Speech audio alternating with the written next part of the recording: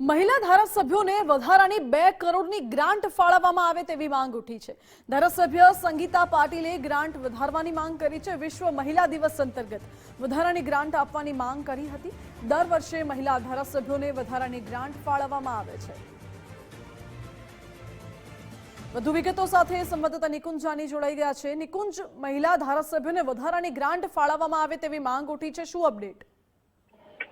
विश्व महिला दिवस पर विधानसभा पाछला 2 થી 3 વખત प्रकार परंपरा शुरू करी है कि महिला धारासभ्यों ने नाणाकीय वर्षनी 2 करोड़ રૂપિયાની વધારાની ગ્રાન્ટ ફાળવવામાં આવતી હોય છે।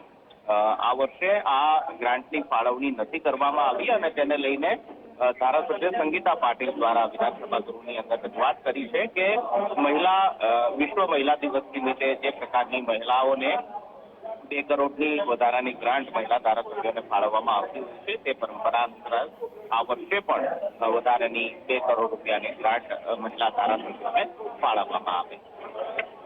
જી નિકુંજ, આભાર આપનો।